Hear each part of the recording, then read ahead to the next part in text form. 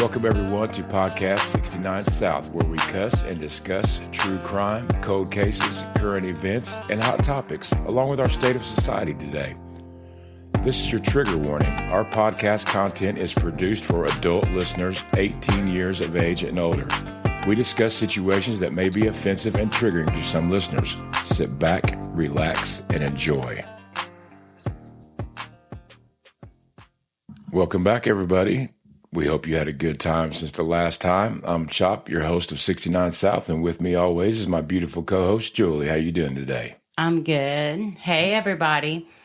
We're here to honor the victims and unpack the stories that stick with us long after these episodes are done, and this one is a beast. It sure is. This case hits like a sledgehammer to the chest.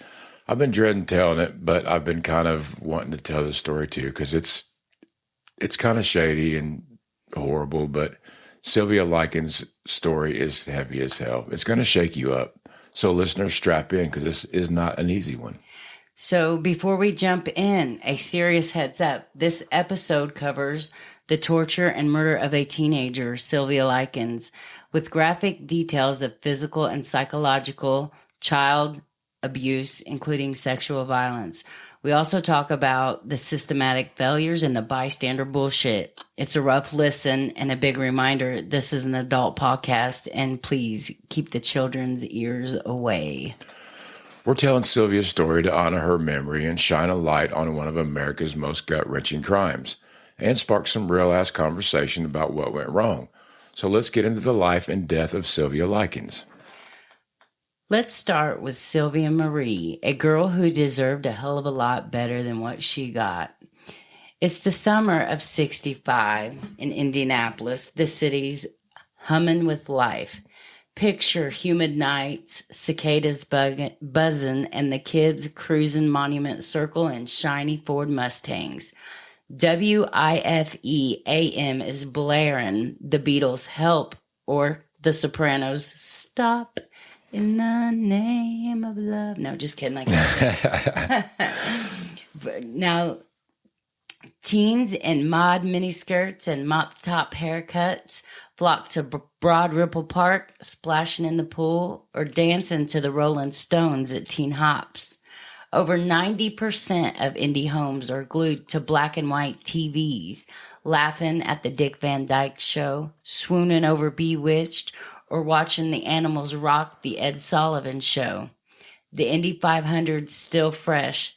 Jim Clark's Lotus Ford win in May's got folks bragging, and everyone's gearing up for the Indiana State Fair in August.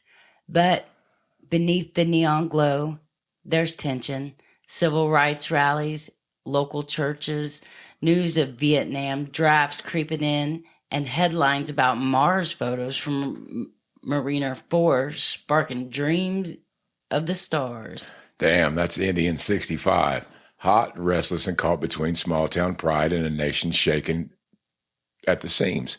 Families crowd around TVs to watch I Spy and Bill Cosby's Breaking Barriers as the first black lead in a drama, or flip through the Indiana Star talking about the Colts and Johnny Unitas. Now, keep in mind, back then it was not the Indianapolis Colts, folks. They were still in Baltimore. Nationally, shit's intense. The Voting Right Act gets signed in August, a win for civil rights, but the Watts riots explode in L.A. just days later, showing the country still a powder keg. Meanwhile, President Johnson's sending more boys to Vietnam. Troops hit 125,000 by the summer's end. Here in Indy, folks watch Walter Cronkite break the news after Bewitched, and college kids at Butler are starting to whisper about protest for the war. Sylvia's living in this world, and it ain't kind to kids like her. Born January 3rd, 1949 in Lebanon, Indiana, Sylvia was the third of 5 kids in a working-class family.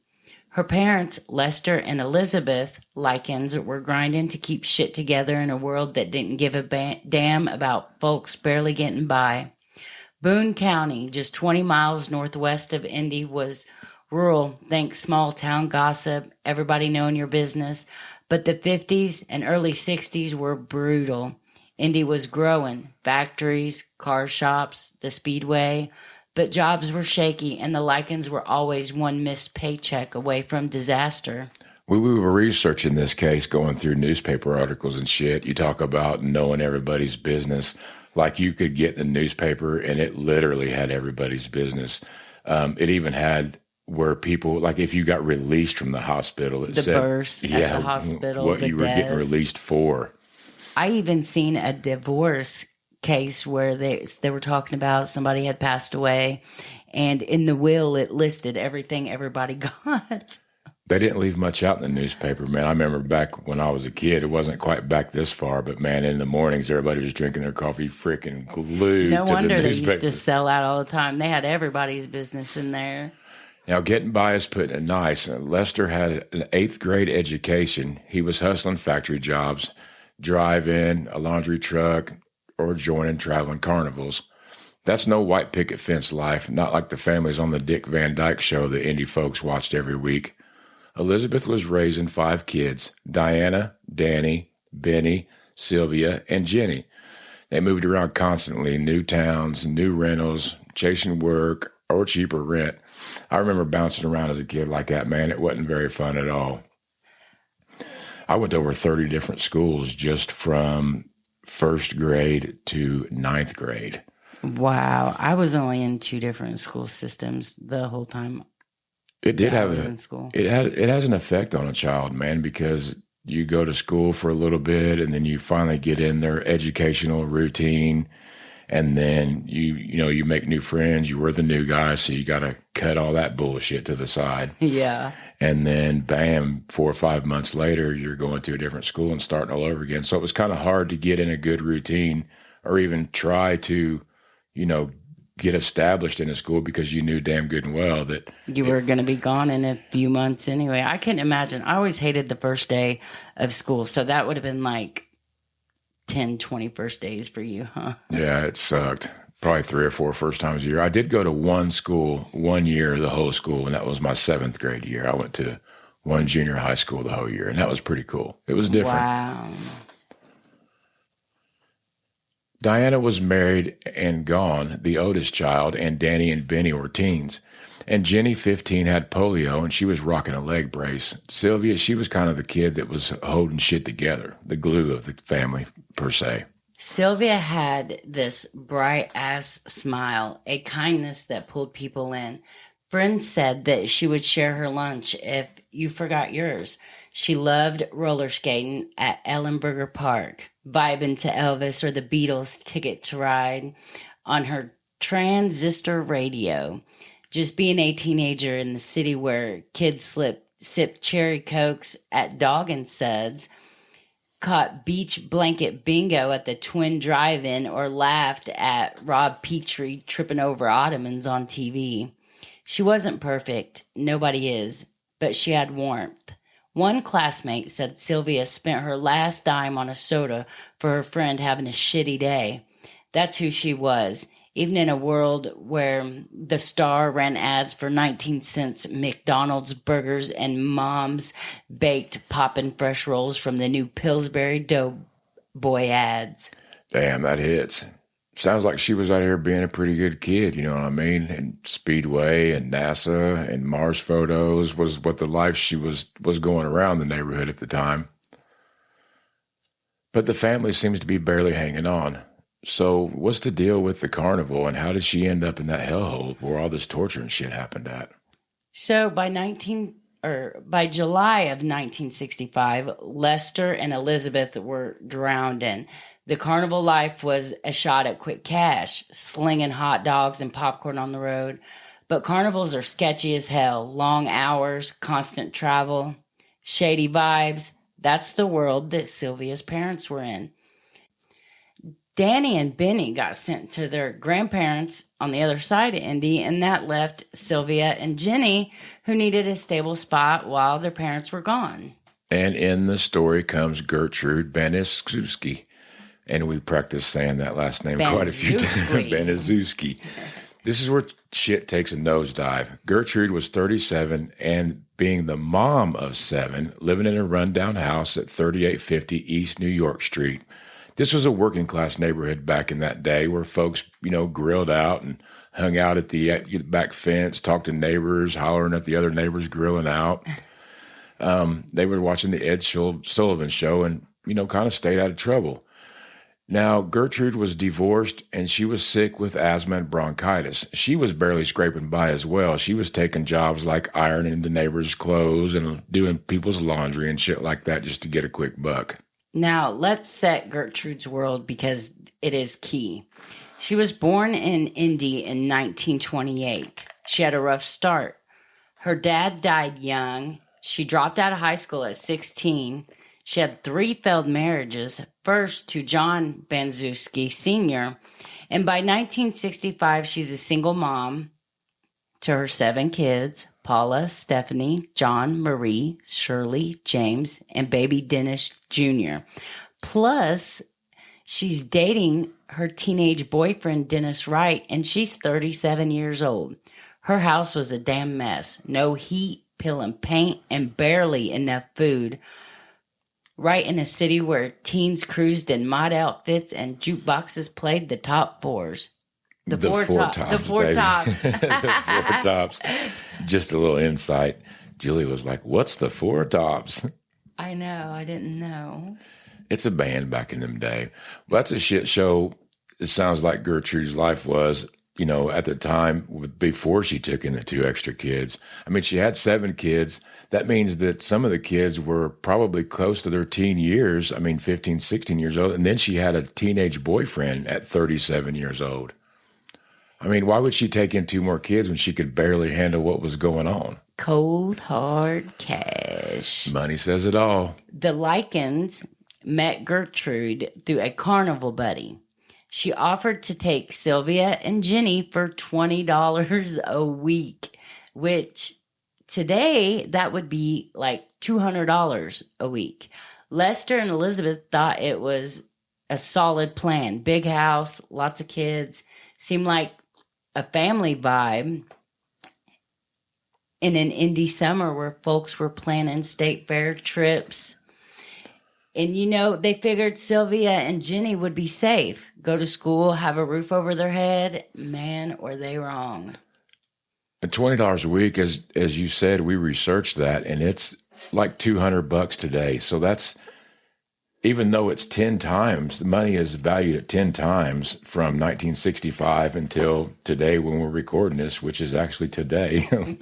But still $200 a week for 2 kids to take 2 children in their teens, feed them, house them, laundry. $200 a week ain't shit now. No, it's not. You'd think maybe that would have been the first red flag. Like, man, she's going to take care of our kids for 200. Who would leave their kids anyway for just forever? But not me. Not for $200 a week. That's insane. Safe, that's the last word I'd use for that house. But before we get into the nightmare, let's talk about Sylvia. She was just a regular kid. Sylvia was a 16-year-old dreamer in a city where kids swapped Mad Magazine at drugstores. Oh, Mad Magazine was the shit back then. Ain't that the guy with the smashed up face? Yeah, Alfred E. Newman was his name, the little red-headed, freckle-headed dude on the front of it. Man, my Uncle Dale used to have boxes and boxes of Mad Magazines. Man, I used to read them. They were just like little comics, and they had kind of like a whole magazine of the comics in your Sunday newspaper, but they had ones that they did every week. They had one called Spy versus Spy. It was pretty cool. Every time they had a spy doing something mean to the other spy when it wasn't looking. I don't know. It was just a thing back then. Right. Now, they also would hum Bob Dylan's Like a Rolling Stone and watch Samantha twitch her nose on Bewitched. She went to Arsenal Tech High School, and she also helped Jenny with her leg brace and probably dreamed of a life beyond Indy's humid streets, maybe college, a job, or just a home without chaos. She was tough and always looking out for others. I want to focus on Sylvia as a person because this case gets pretty dark. It's easy to forget who she was. She ain't just some name in a true crime story. She was a kid with dreams. We'll be right back.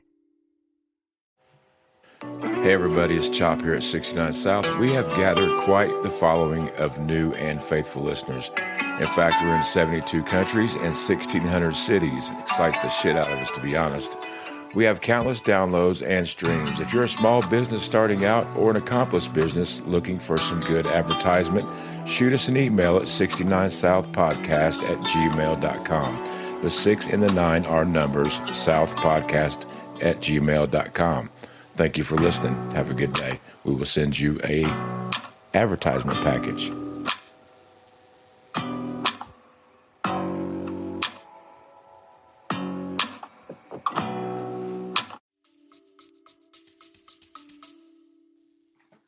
You're so right.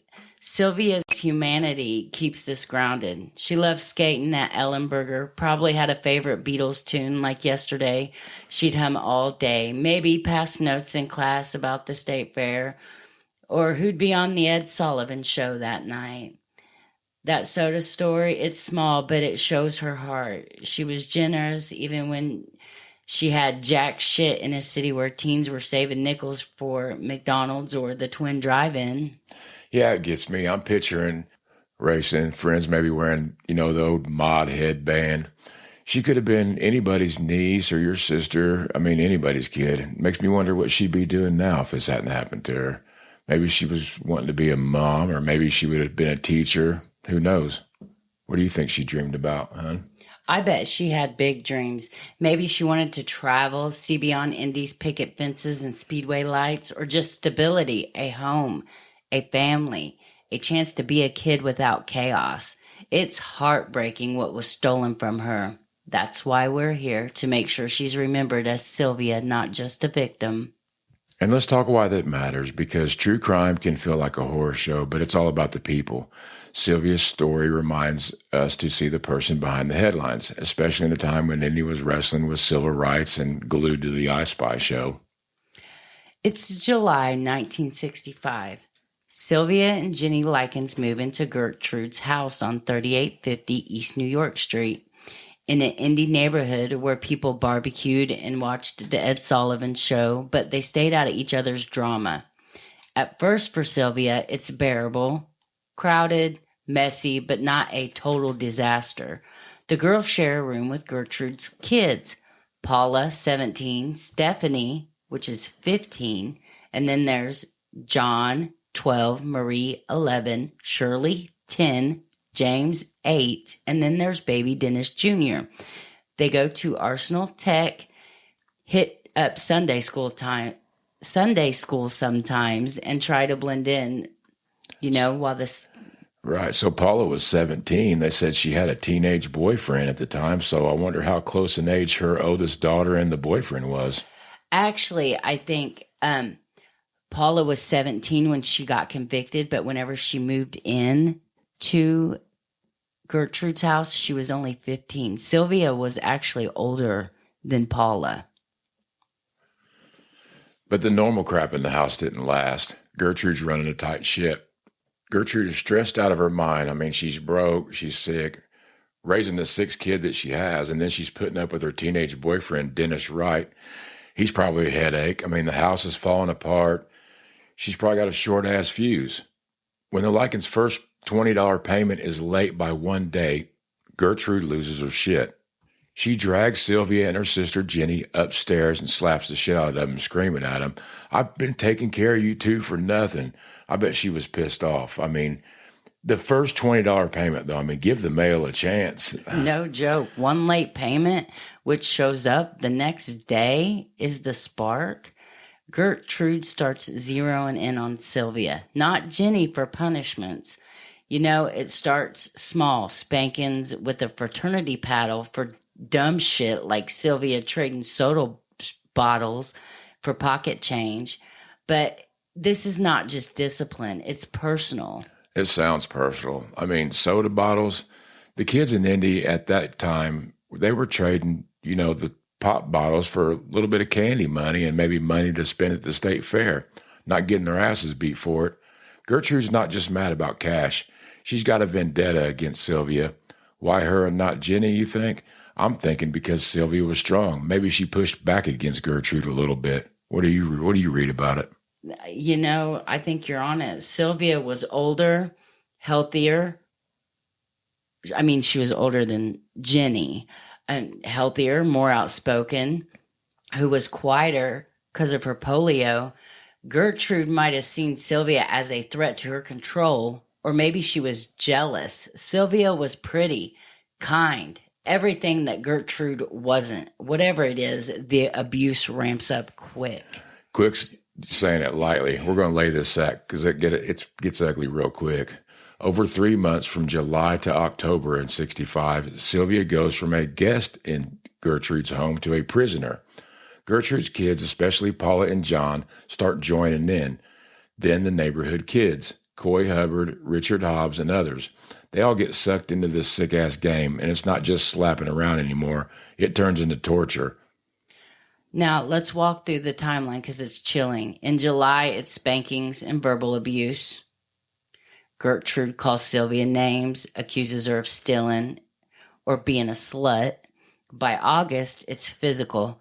Gertrude and Paula shove Sylvia down the stairs, burn her with cigarettes, starve her, and this is when the neighbor kids start showing up, which Gertrude is egging them on to punish Sylvia for made-up shit.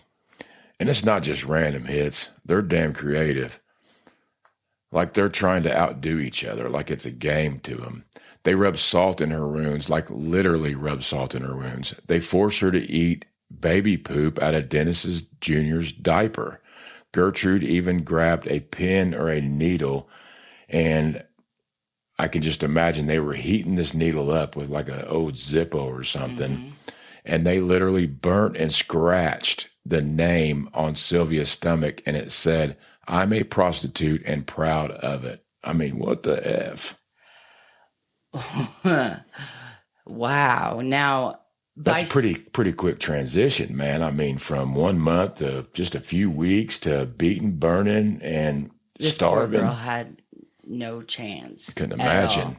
By September, Sylvia is locked in the basement. No light, no bathroom, just a mattress on a concrete floor.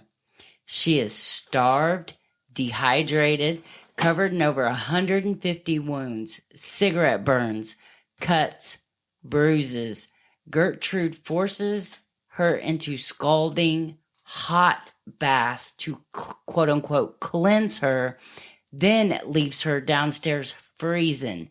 Neighbor kids pay a nickel to see Sylvia's injuries or take turns hitting her. It's like a freak show at one of those sketchy-ass carnivals. So there's the old money tip again. Gertrude is charging the neighbor kids 5 cents. So give me 5 cents and you can come down here and do whatever they were doing to her, hit her, take turns beating her. She's making money always around. She was a cruel-ass woman. Mm-hmm. It's unreal.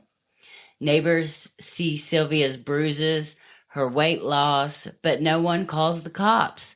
A nurse visits for one of Gertrude's kids and sees Sylvia's state, but she doesn't report it.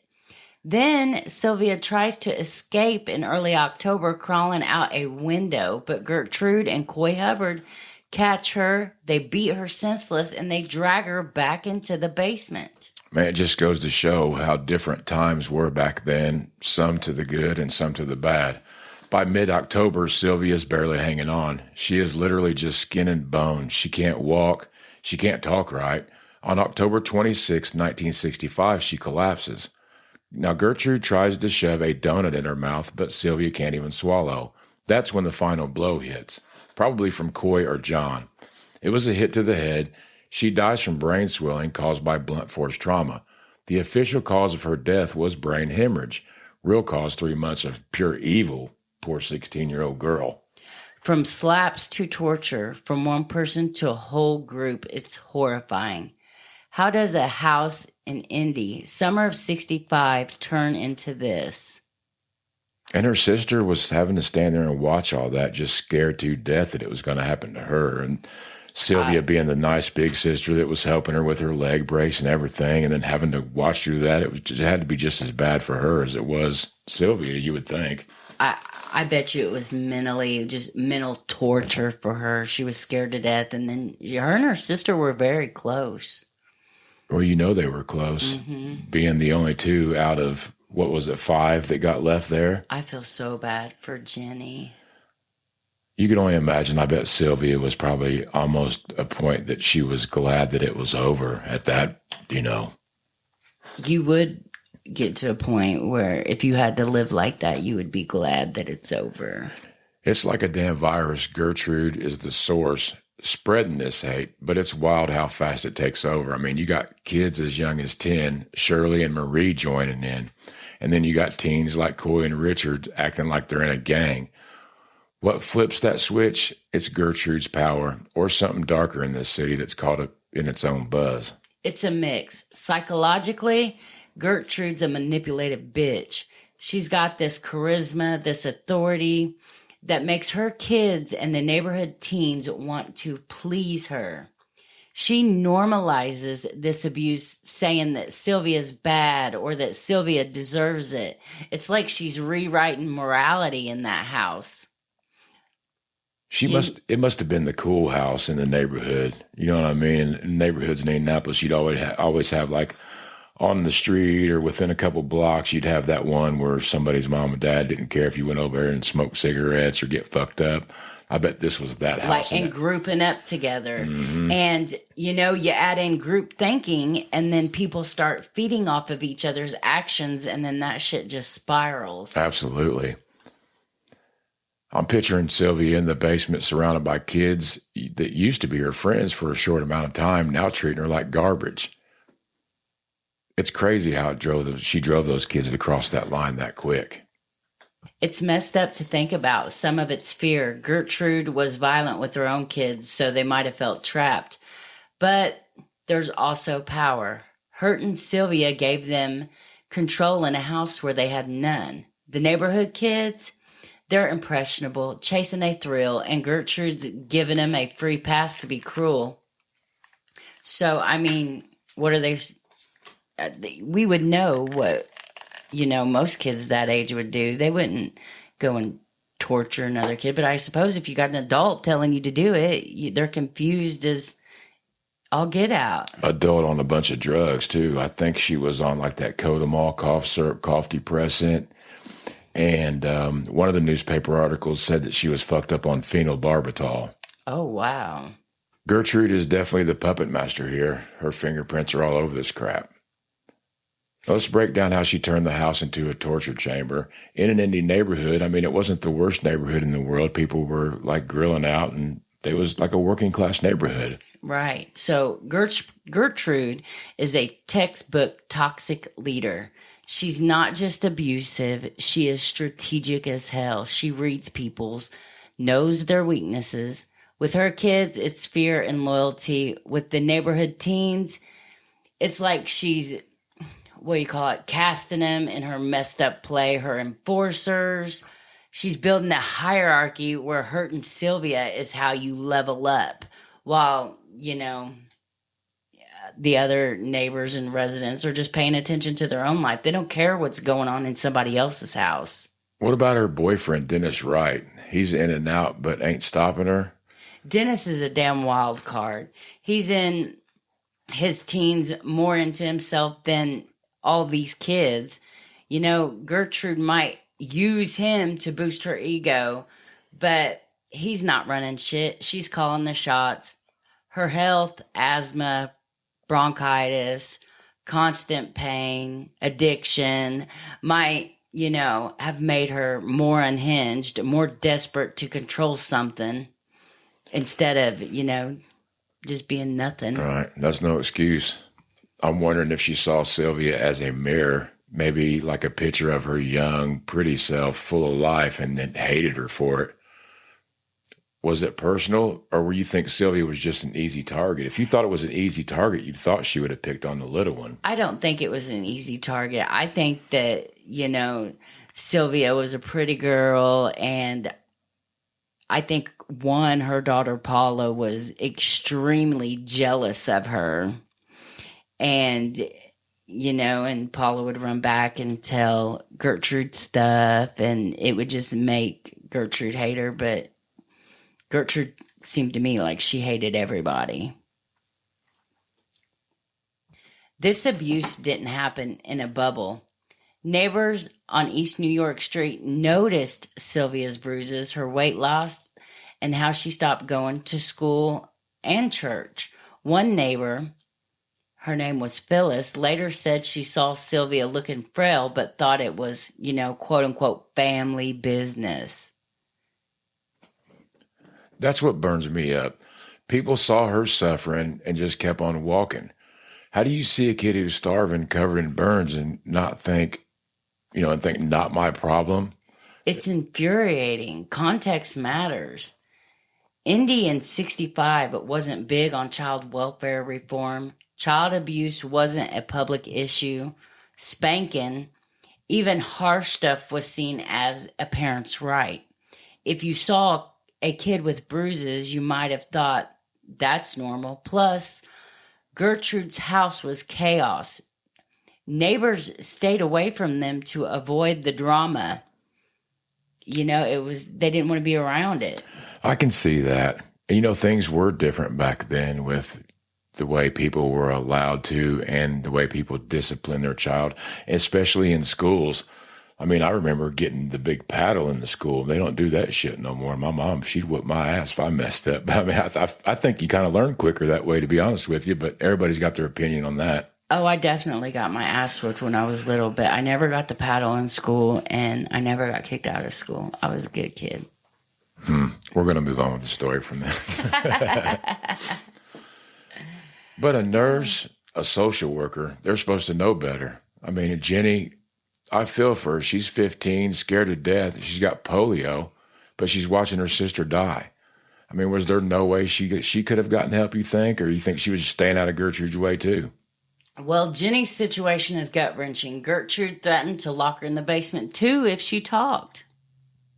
Jenny later said she was terrified, and with her disability, she felt stuck. She tried telling a neighbor once, but they brushed it off. This has been a perfect storm of fear and inaction, and that's how she fell through the cracks. And you said Sylvia did try to escape, right?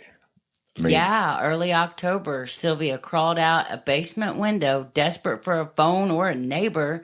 She was so weak, she barely made it across the yard. That's when Gertrude and Coy caught her, beat her to a pulp, and dragged her back.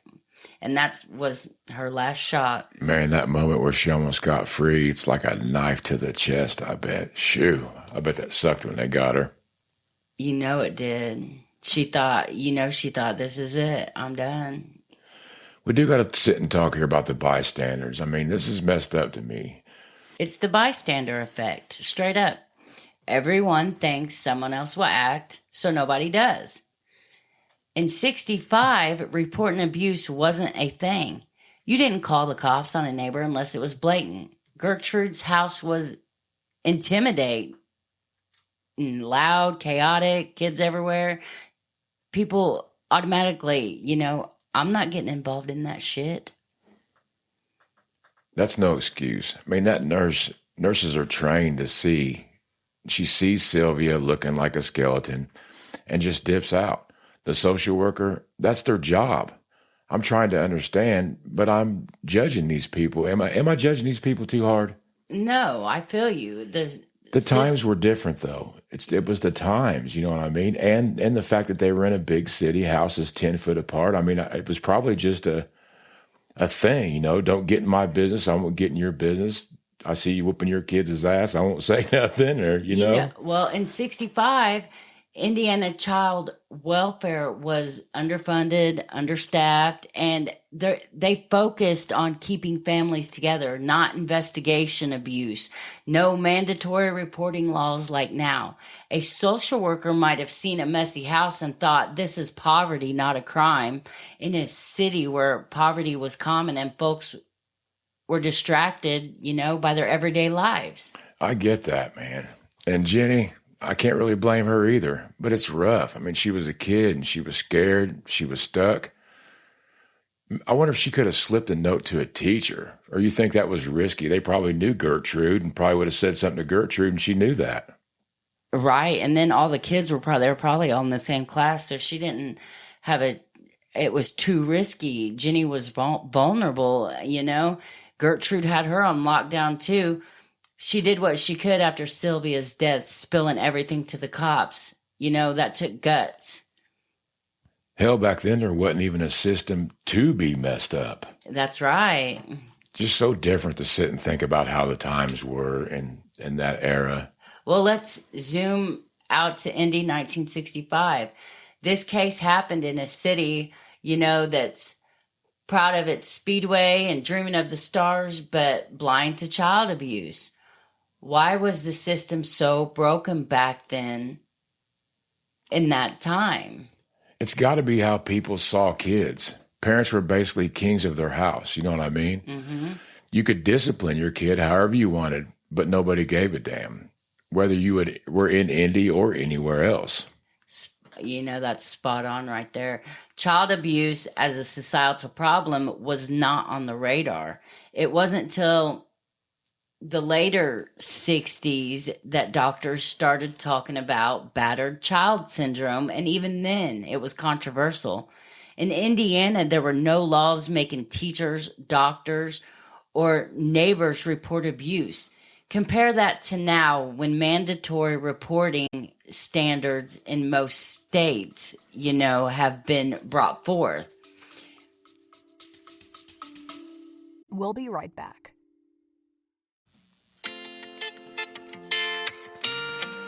Hey everybody, this is Chop from 69 South, man. While we're taking a little break, get up, get yourself something to drink, grab yourself a plate of food. But hey, look up shopcitadjules.com, man. Pick up one of our badass 69 South t-shirts. A portion of the proceeds goes to victims, and it helps support our show. Help keep the lights on here in the studio.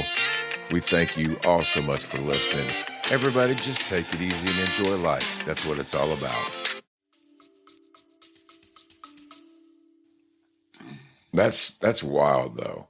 So Gertrude's beaten Sylvia, and legally, it's just parenting.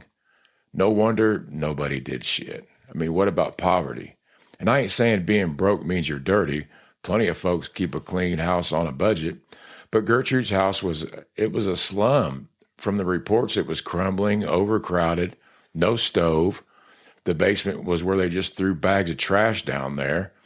That's where Sylvia was stuck on the dirt floor in her own waste. There wasn't even a restroom down there, surrounded by unwashed dishes, barely any food, and a violent, neglectful vibe under Gertrude's abusive-ass control. That must have played a role in all of it, too, the whole scene. Yeah, and back then, East New York Street was a working class area, but it was hit hard by economic shifts in 65. Indianapolis was growing, but the urban renewal projects like medical center expansion were displacing families, and poverty could mask abuse. Social workers might have seen hunger or filth and thought, oh, just a poor family. This is not a crime scene. It's a systematic blind spot in a city that's distracted by everything. It makes me think about today versus then. We got better laws, but there's still kids falling through. And if you're in child welfare, law enforcement, or education, can you go to our Facebook page maybe and tell us how you're trained to spot abuse? We'd love to share that with our community. Sylvia's death on October 26, 1965, finally breaks the silence. Jenny Likens, scared shitless but brave, spills everything to the cops when they show up.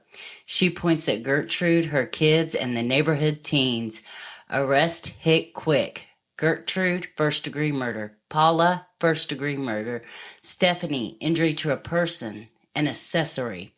John, first-degree murder. Coy Hubbard, first-degree murder. Richard Hobbs, first-degree murder. Marie, Shirley, Judy Duke, and Randy Leopard, they all get investigated but face lesser charges or juvenile proceedings. Now, the trial in May of 66, it's just a circus show. Indianapolis Star headlines scream about the torture slayings. It was actually, in fact, bigger news than the Indy 500, and from being up there, that's saying a lot. The courtroom's packed. showing graphic photos of Sylvia's body. Over 150 wounds, the cigarette burns, cuts. Jenny testifies, crying and laying out the details, every detail, and it's brutal. Gertrude tries to play the victim card, says she was too sick with asthma and bronchitis to control the kids. She claims that Sylvia was a troublemaker, spreading lies about her daughters, even saying Sylvia asked for it.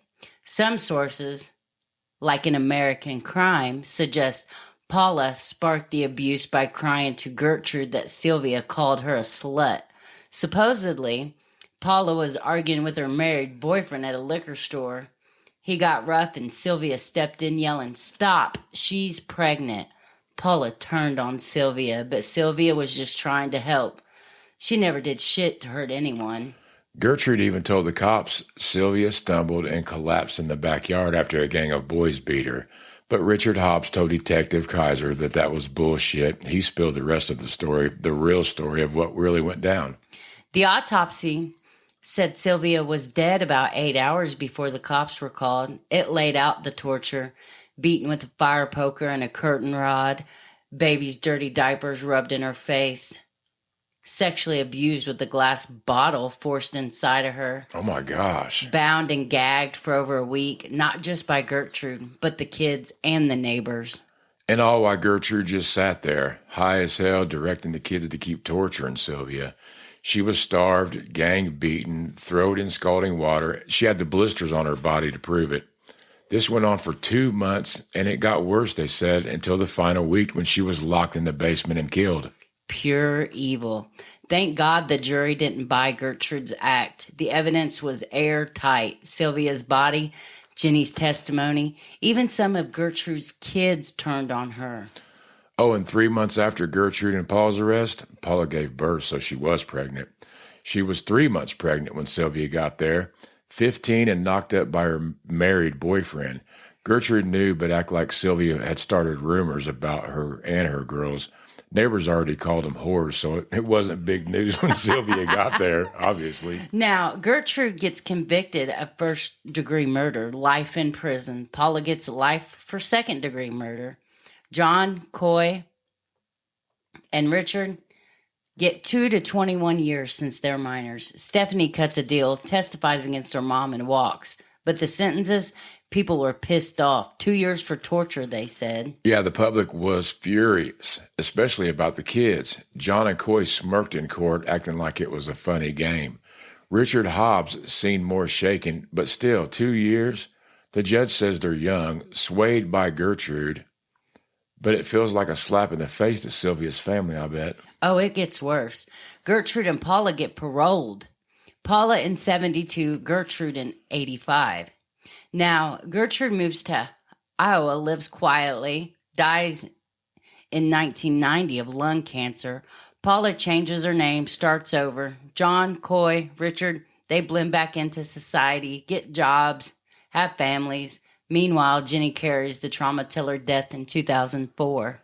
Jenny did fight to keep Sylvia's memory alive, though. There's a small monument to Sylvia in Willard Park, Indy, near the house, put up by locals who wanted to honor her.